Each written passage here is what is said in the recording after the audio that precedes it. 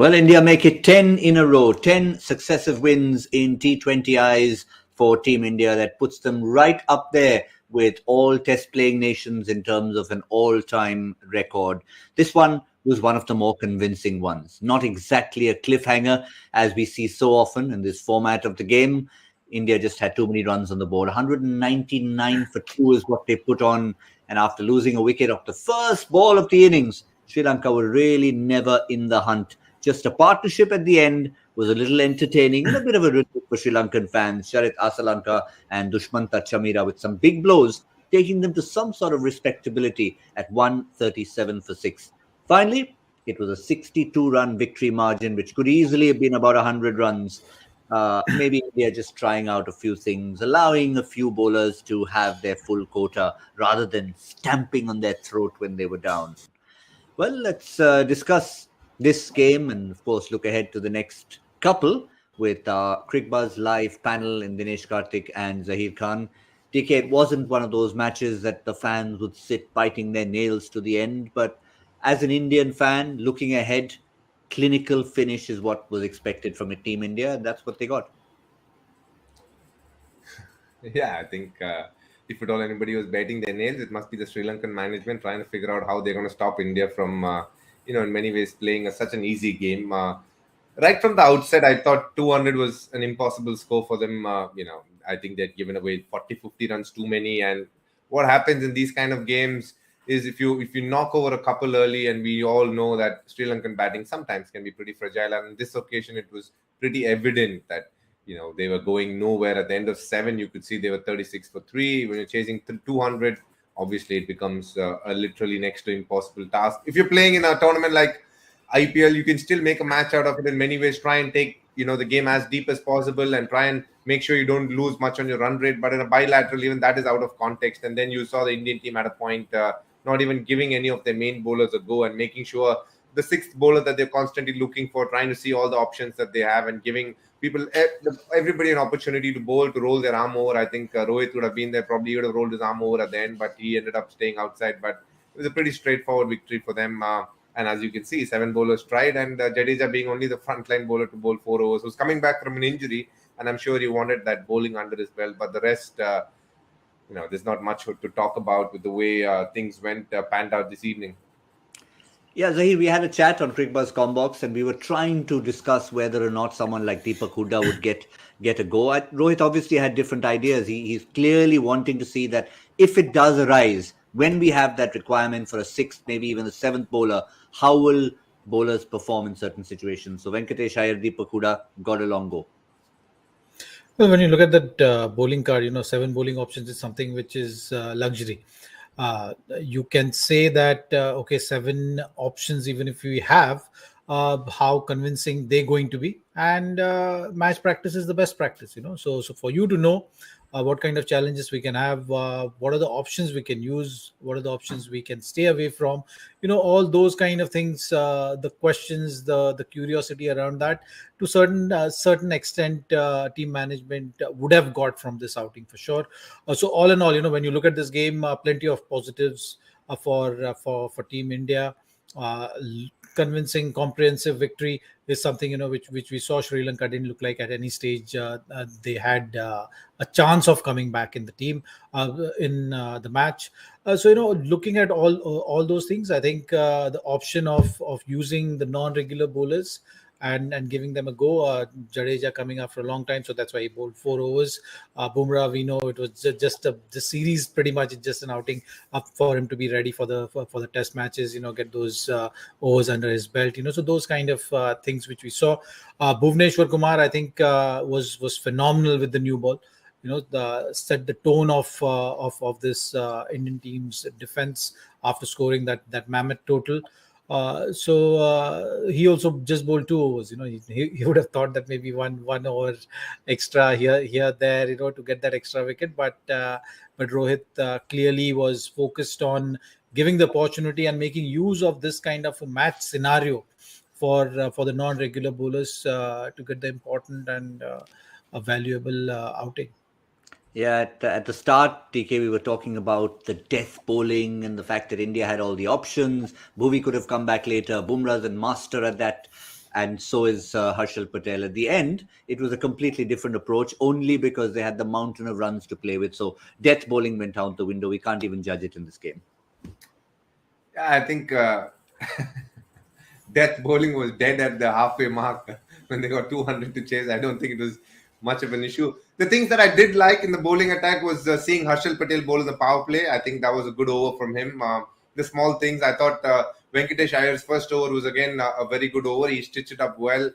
Jadeja looked good. Chahal creating 2 opportunities in his first in his spell. These are the things that India will look at, and I thought those boxes were ticked. We could see Bhuvi, if there's a little bit of swing, he's an absolute master and a handful to deal with. So, what I really enjoyed is he did have a quiet tour of South Africa, but he's come back and shown the world, why he's been so good in this format over a period of time. An absolute gem of a spell at the top. And I'm pretty sure if it was a game where, everything was in serious contention, he would have bowled 3 up front in the power play, especially having Harshal and Bumrah there. That was pretty obvious. I'm pretty sure that Rohit would have taken him in that direction. But knowing how well Bumrah and Jasprit Bumrah bowling, he just said, okay, I'm seeing you, enough of this. Let's move on to Harshal Patel and Chahal in the power play. Let me see what they have got. And both of them responded really well. The amount of opportunities India created as well shows how good they are with the bowling department as well. A few catches dropped here and there shows that the bowling is in good rhythm right now. And in many ways, the batting is a little timid. Yeah, I mean, from Sri Lanka's perspective, looking ahead, they've just come back from Australia. Yes, a couple of players missing, but they didn't have too many positives to take out. Charit Asalanka stayed till the end. Zaheer, maybe he got a little fortunate towards the early part of his innings, but nonetheless, they'll need to have someone like Asalanka spend some time out there. Nisanka just didn't get in today, otherwise he would have been the other one. That's the only story there. Unfortunately, because when middle order batsmen had to contribute so much and set the tone, also build the innings. There's just too many things going around. By the time Asalanka came into bat, the game was pretty much done and dusted. So that is something which Sri Lanka will have to think of. They'll have to put up a fight and make the play from the top. Be it ball in hand or bat in hand. That's something which they'll have to think about, because you've seen it with the opening partnership of Rohit and Ishan. Their bowlers also couldn't really make those inroads.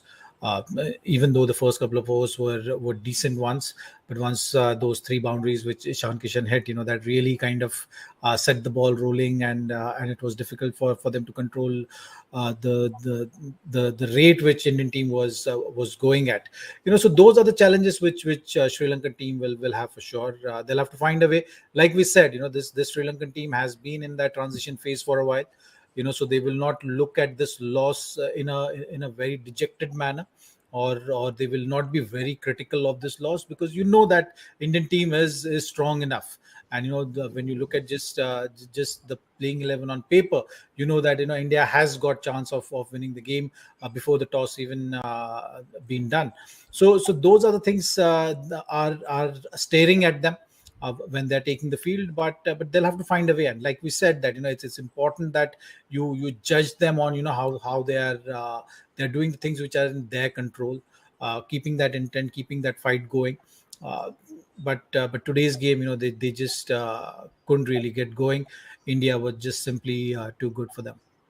I wonder, DK, if Sri Lanka will have a rethink if they were to win the toss, because the record, and we could see why, shows that at this ground, teams batting first win, and they've won every single time. Possibly the size of the ground, I wonder if that's something to do with it. The wicket slowing down, maybe keeping a little bit lower and slower in the second innings. But do you think they'll give that a rethought? Win the toss, bat first?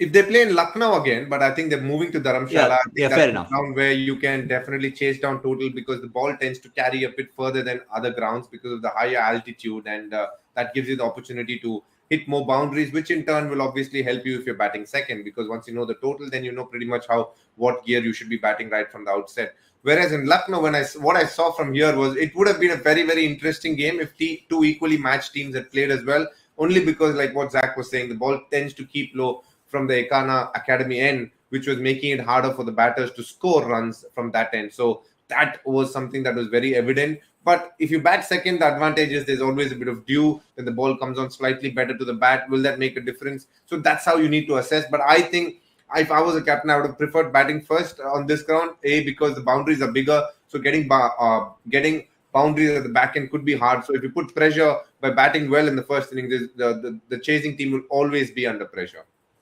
Yeah, I've got so used to 3 games in Ahmedabad, then 3 games in Kolkata. Here I'm in my mind thinking 3 games in Lucknow. No, it's not happening. They're on the move. So yes, thank you for reminding me, DK. No more games in Lucknow right here.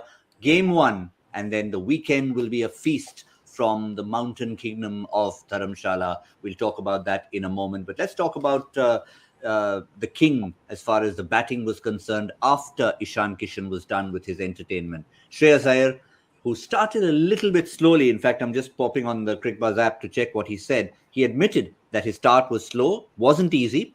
Once he got his eye in and got a boundary, he thought he would keep going. Ishan too was losing patience. So I told him to take his time, and then he started timing it well again. A huge ground, especially after playing at Eden Gardens. We had planned to run a lot of twos, is what they discussed, and I think that result came through, Zaheer. So obviously Ishan was tiring towards the end, but Shreyas had to give that innings a final kick, because 165 or 170 versus 190 was a big difference. Well, I mean, when you have such a good start, and when you have such an impact at the top with the opening pair going out there, putting up a great partnership, it's never easy for the batsman who is walking in, because you always caught up with the kind of tempo you want to set. So that is the challenge which Shreyas had, and you need a good temperament to deal with that. So the fact that Shreyas started slow shows good maturity at that stage, because you still need to, you can't get on with the game just because you've been seeing that, okay, boundaries and sixes have been hit. This was the kind of surface where we saw that there was a bit of low bounce, so you had to adapt and adjust to the speed of the wicket. The speed of the pitch at the ball is coming at you. So that is something which was important. So from that point of view, I think Shreyas did a fantastic job of getting his eye in, getting used to the pace of the delivery. And once you get that rhythm going, and once he hit a few shots, and you saw that the whole gear shift or the tempo shift in his batting, and that is something which was the highlight of his innings. Even though you're talking about a T20 format, it's very easy to get caught up with the format and go out there and think that, okay, it's a format, I have to, after such a start, I have to keep up with the scoring rate and start with a big shot and lose your wicket. He's not done that. Is something which even though he's being a little critical of himself at this stage, but when you're looking at it from outside, I think that was a matured innings, or the matured approach and the temperament which he showed today, and that's why that innings was really, really valuable as well. And DK, he knows he'll have to adapt, because this is not going to be his permanent position come what may. He's played a great innings. He's sort of put his hand up there, but he knows if he does kind of come back and fit into this T20 setup, it will not be at number 3. Look, I think these are hard decisions right now to decide. I'm only saying that because with COVID prevalent and there's so many issues that happen, suddenly people pull out and all that. He could be batting anywhere between 3, 4, and 5 at any point of time in the near future. So the most important thing for him at this point of time would be to put up enough scores to be part of the setup, and that's what he's doing. Given an opportunity, doing everything he can. We have to remember he did pretty okay against West Indies. He's given an opportunity here at very tough game this for a number 3 batter, especially when you're coming in with literally 10 runs, 11 runs being scored every over. It's very hard to start in the same tempo. A lot of people have tried doing that and ended up getting out, because the game looks much easier when you're sitting outside. But when you go out to bat, it's a completely different ball game. You need to understand what you can do on that wicket at that point of time. I think the way he was able to soak pressure, luckily for him, Ishan Kishan was batting well at that end. And sometimes even if Ishan Kishan didn't do well, I think he had the composure to stay through that tough period. And that enhanced him to do what he did right at the end. Yeah, if you look at 57 of 28 deliveries, again, purely looking at a scorecard next morning in the paper, you'd think, he was hitting it from ball 1, striking it over 200. But as Zaheer Khan said moments ago, it was not that. He had a slightly slow start. He didn't go slam bang from ball 1, and then he compensated towards the latter half of his innings. and made sure India reached a total of 199. So it was a pretty comprehensive outing as far as India were concerned, but let's remind you, it's not Lucknow anymore, so I won't talk about win the toss, bat first. Venue shift. We're going to Dharamshala. Slightly cooler. It's still lovely weather at this time of year in Dharamshala for two T20Is on the weekend, 26th and 27th, before we come down to earth, down to the foothills almost in Mohali, and then on to Bengaluru for the second test match. But for now, let's look ahead at Saturday. Dharamshala, game number 2. DK, I'll come straight to you. Obviously, there were 6 changes from the previous series to now. Is there still more room for maneuvering slightly, or you want to stick to this 11, get it done, and then perhaps look at another little bit of a change come Sunday? Look, I think if you do look at the team, I do think the only person that I feel can play at this point of time is either Siraj or Avesh, just to give them an opportunity. If one of the fast bowlers decide to take a break, the batters, none of them have even batted. So obviously it'll be really unfair on, obviously giving any of them rest there. So I don't think they'll do many changes for the next game in Dharamshala, but it's going to be a really high scoring affair in Dharamshala. If there is no grass on the wicket, it's an absolute belter that. Yeah, certainly a good example, Zaheer, would be someone like Sanju Samson, who today was a specialist backward point fielder, took one catch, otherwise was just part of all the wicket celebrations. So he'll be hoping that he gets to bat a little higher in the order this time and not have someone push him out like Jadeja. Well, he'll still hope that the start is somewhat good. When you're batting in that middle order, you need that start always. So he will think that, okay, I need to bat, but I still need a good platform set when I walk into bat. You don't want to feel that pressure of having to go out there to bat. When you're 2 wickets down and you have to rebuild the innings. If you have that freedom of batting, any batter will prefer that when the bowlers are on the back foot. But other than that, I don't see any possibility of change. You would want to continue with the same kind of playing 11, depending on what you're doing first. But I think in terms of stability or giving people chance, like DK said, fast bowler is something which we can think of if Bhuvneshwar wants to rest and then bring in Avesh or Siraj in. One more point I'll finish with the Indian team, and it was just unfortunate at the start of play, warming up in the nets, Ruturaj Gaikwad felt a little pain in his wrist. He was not able to hit the big shots. Physio had a look at it. They left him out of this particular game. Now, assuming the wrist is fine, assuming he's good to go, DK, do you tell Deepak Hooda, look, you did come in for that injury. We need to give Ruturaj the place back? Yeah, very much possible.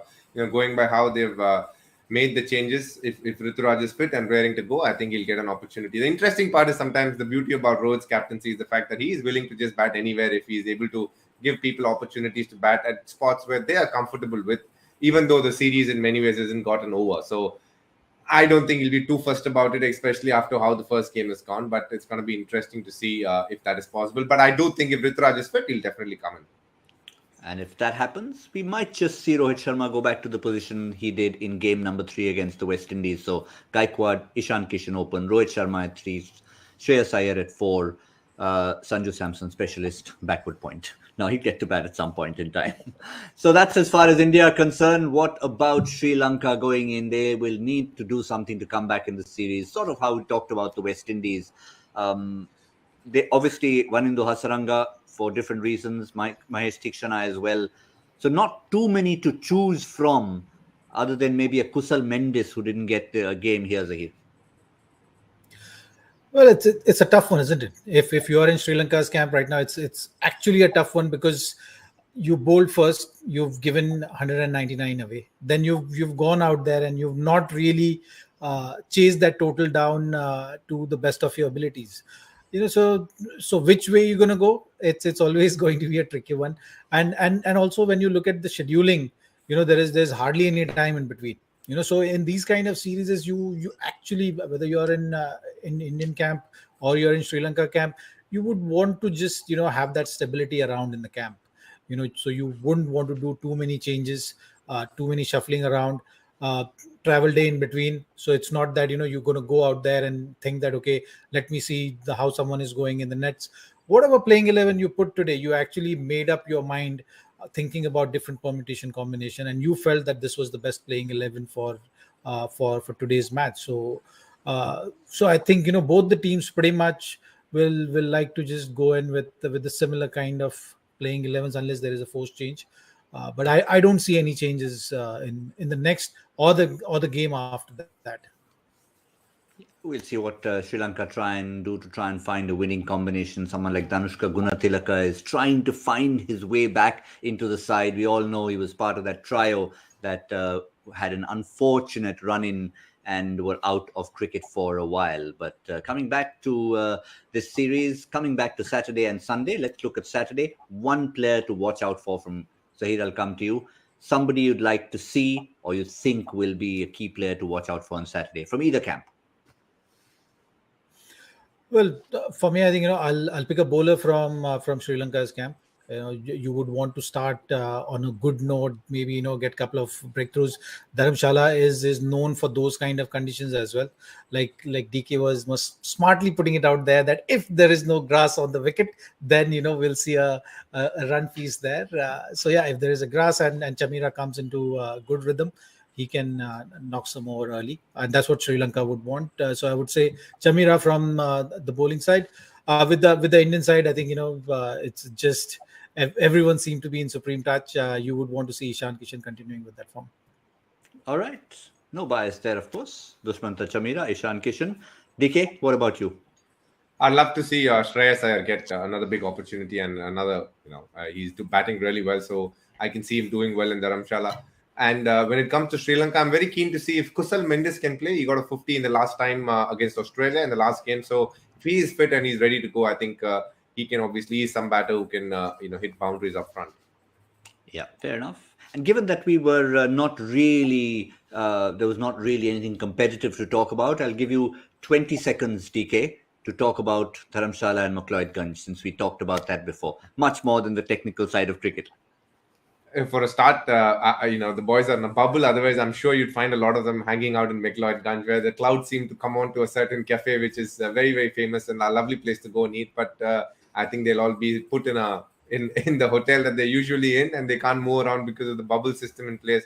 But still, Dharamshala is a great place. The weather will be awesome right now, and I think we'll have two good games of cricket and very batsman dominated, I would think.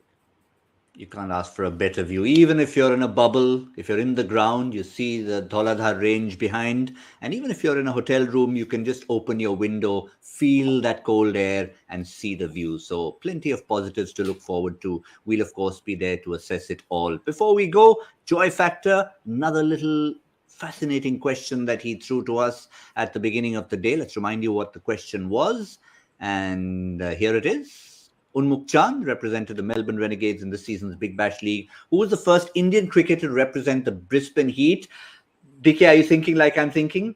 The Googly? Yeah, I have a feeling it's Harmanpreet Kaur. Yes, it's not a man cricketer. It couldn't be, because obviously Unmukh Chand was the first to do it among the men. And which of the women was it? Let's find out what the answer is for the blue of the Brisbane Heat. And it's not Harmanpreet, it's Smriti Mandhana. But you were on the right track. I was thinking, I wasn't sure which of the female players it was, but you could see the way he had phrased the question. That was Smriti Mandhana. And we had a very close call, I can tell you, between the winners. And our final winner is Parth. He's one of the regulars. Parth is one. If he had missed out, he would be busy jumping on and tweeting to us. But no worries. Whoever gets it, we know the next person is 1 millisecond behind. Well done, Parth.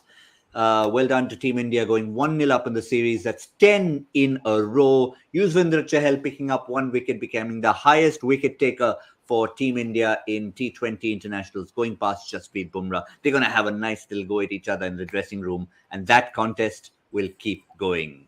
That's all we have from Cricbuzz Live. We'll see you all on Saturday. We won't be in the mountains. We'd love to be, but we'll be there covering the game. Thank you, DK. Thank you, Zach. And we'll see all of you in a couple of days' time on the weekend. Until then, it's good night.